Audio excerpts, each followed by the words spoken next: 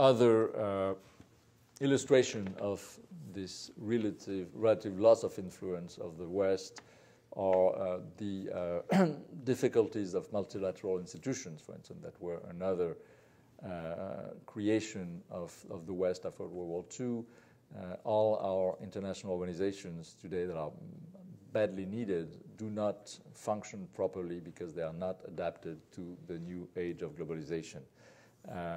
Democracy is even challenged in its universal nature. Not only democracies are often in crisis in our countries, but the notion that democracy should spread everywhere is openly challenged. In Russia, is openly challenged in the Islamic world, is openly challenged in China. The notion that capitalism and economic prosperity has to go hand in hand with democracy is challenged by, for instance, the Chinese takeoff. So we are living in a world that is much more complex than what was originally hoped for. How can we characterize this world? First, it is what is now generally called the multi-polar world, a world composed of several poles.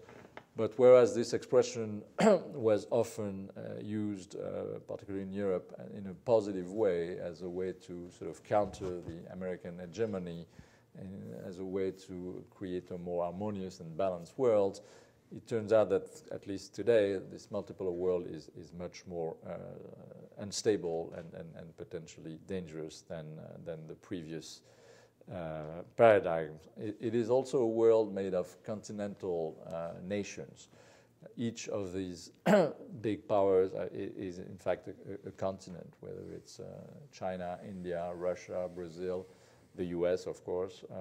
These are continents, so very massive in terms of population, territory, resources.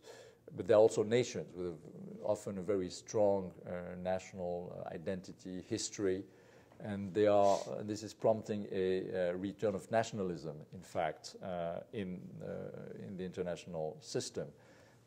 So we are moving away from the sort of postmodern ideal of global governance, of retreat, of nationalism, of power strategies, and we are witnessing a comeback of 19th century geopolitics. The new powers are not only outside the West, they are often non-democratic, they have often state-controlled economies. But at the same time, the world is one. We see that all the issues are global. Climate change is a prime example, and the financial crisis is another one today, where we see that went from the US to Europe and now to virtually every country, including the most dynamic emerging countries. So we are all in the same boat, but in a way that is much more chaotic than previously. So I would characterize this world as dual. Globalization produces both conflict and harmony, and the new geopolitical paradigm is actually the product of two conflicting dynamics.